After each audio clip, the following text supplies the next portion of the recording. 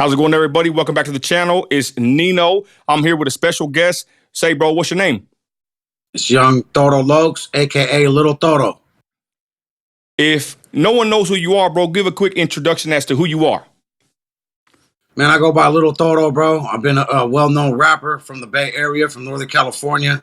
I've been doing rap since I was 17 years old, so I'm 37, so, for over 20 years now. I've hit millions on just songs alone without no music videos. And I've hit 500,000 views on music videos. You know what I'm saying? You can check out my music, bro. Lil Toro, all you got to do is look it up. I got The Game Ain't Nothing Nice, Painted Cages, Real Estate Come 2, Block Hitter album, Gang Wars I just dropped, and a couple other singles. And also I just did a single with Messy Marv called From the Skull West Coast, man. Okay, and I'm going to tell you right now, because I'm in West Texas, I'm on the outside looking in, but I'm going to be honest, bro. I kind of said it earlier before we were recording that you're somewhat of a legend, right? I think that you're probably bigger than what I would know because I'm in West Texas, but would you consider yourself a legend in the Bay Area / Latino rap in California?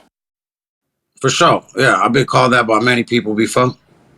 Cool. Okay, so Lil Toro, you kind of you hit the scene at what year? I put out my first group album with a homeboy of mine named Little Raider and Ono Local. That was called 200 Block Locals. That was probably like in 2005, I'm guessing. I did my first music video back in 2008 called The Last 8 Years. And that was in like 2008, yeah. So. And back then, bro, did you ever think that it would blow up the way it did? I mean, because to be honest, your videos, I don't know when they hit YouTube, but back then, a lot of people weren't thinking about making content, bro. I know you have a YouTube channel that's doing pretty good numbers, but back then, did you ever think that the music you made or the impact you would have or any of that, did you think that it would be like a long-winded journey or it would make any kind of impact at all? Like, what were you thinking being young, making videos, and then they would get posted? I've always been the best freestyler at every party I've ever went to. Everybody in there, LT, bust a rap, bust a freestyle, bust a flow. No matter who it was, I always come in there and start rapping. So when I did the music videos, I was just doing it for fun. I didn't know there was money in it. I didn't even know about iTunes. I didn't know about YouTube money. When I got my first music video out, I was just like, I got a music video out. Man, that's interesting. Well, let's start from the beginning. Where were you born? I was born in San Francisco. Man, that's pretty crazy. And what in that time period when you grew up, well, it was pretty crazy in San Francisco? Yeah, a lot of gangbanging. All my family are Norteños, you know what I'm saying? Michon, East Side, Daly City, West Bay, Central Bay area. Back then, growing up in San Francisco, you go down a very known street called 24th and Mission. And I remember just being a little kid, and you'll see about 100 homies outside with red baños hanging.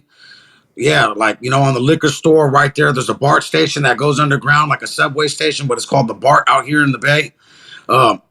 You just see that, you know what I'm saying? Then you get to D.C. and you see more homeboys. It's just homeboys everywhere. And then they're all related to me, too, most of them, So you basically couldn't escape it, right? That's all you saw.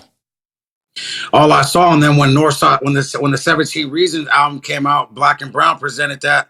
It was a song on there called Northside Soldier, and that was my uncle who sang that song, Mousy Alfredo from the Michon. So now that's my uncle. So it was like that shit was just in my head.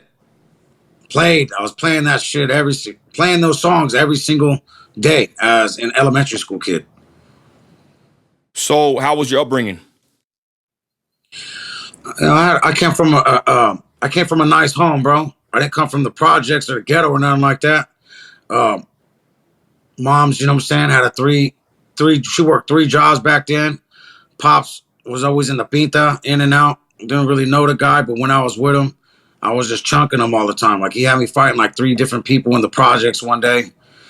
So I would go to the projects. I would go to the hood, you know what I'm saying, when I was with him because he's from the streets, you know what I'm saying? So it was like that.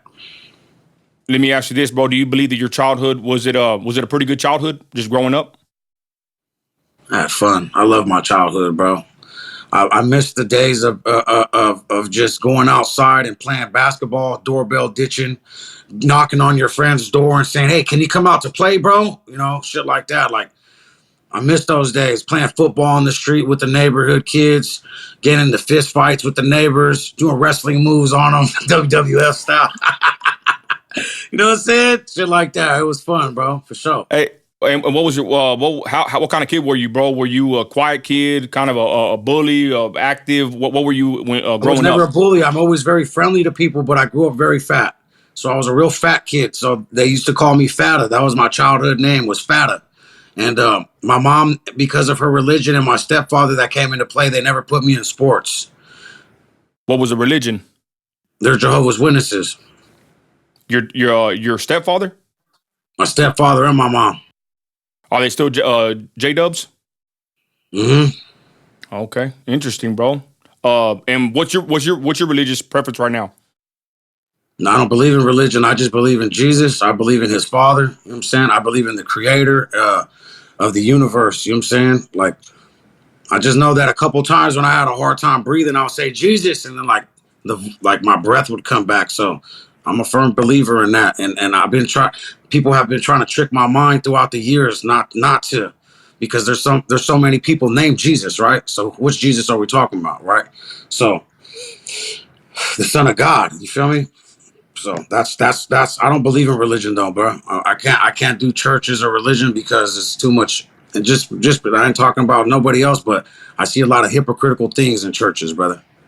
Yeah, I agree. And yes, I totally agree. Also, it's all about Jesus. Amen. I'm a Christian myself. So, anyways, we'll get back to your Right. upbringing, bro. And I appreciate your time here.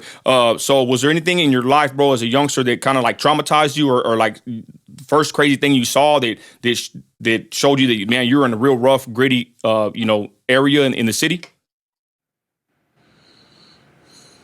As a youngster, nah, oh yeah, hell yeah, bro.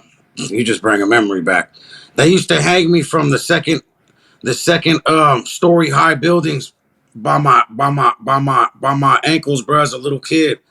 And they would be all drunk, and just it happened to me numerous of times where they would yeah, they would hang me over the roof. Who would do that, bro? My supposed uncles. What the hell? How old were you? Like 5, 6, 7. They did it all the time. Keep it real. Man, I'm I sorry to forgot hear that, about bro. that. You bring up some shit, yeah. Punk ass motherfuckers, bro. Sorry to hear that, bro. Damn. Do you think something like that impacted you like long term? I see my uncle die in front of me. How'd you feel that day, bro? If you want to share, if not, it's cool. We can move on, bro. You know. Uh, my uncle, you know what I'm saying? And he died in the hospital when my mom was holding his hand and shit. And then a couple weeks later, he came to see me spiritually. And then when I mind you, I'm like 8 years old. So there ain't no drugs ever been used or nothing. But when he came to see me in my room, he was like, Donio, everything's going to be okay. Pop, everything's going to be okay, son. Like, nephew, you know what I'm saying?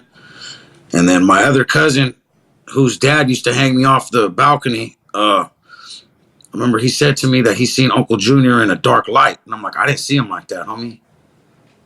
So, yeah.